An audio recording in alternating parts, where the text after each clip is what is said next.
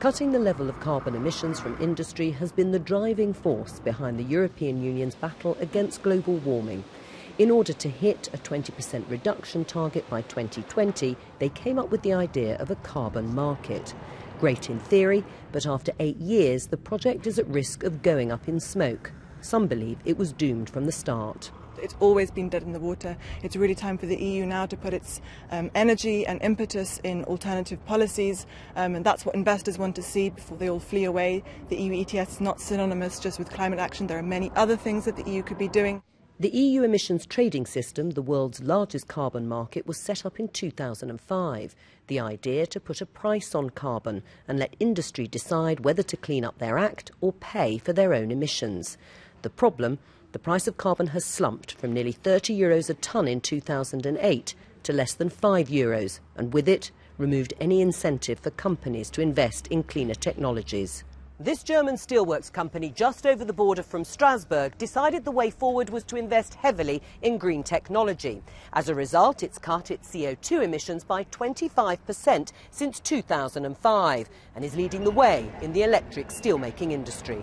We have been implementing a very strict discipline about this carbon consumption, and we are still on the market. We are still producing steel, and we are still making profit at the end of the year in this industry where it is so difficult to make profit at the present time. BSW is one of the success stories, but it hasn't come cheap, particularly in a recession when competing against American and Chinese companies who don't operate in a carbon market. In order to fix the current crisis, the European Commission proposed intervening in the market to prop up the price of carbon, calling on MEPs to back the plan. I'm really worried and uncertain about what the future holds. Maybe this week's vote sends out a signal that Europe is turning its back on doing anything about global warming and no longer cares about the future, about the need to develop these low-carbon technologies. If that's the case, then we are cutting our own throats. But fears that an increase in the carbon price might boost energy costs, which would then be passed on to consumers, resulted in MEPs voting against the proposal. I voted against because this is a short-term solution which is not really a solution. I think that ETS is facing problems, but that they need structural changes.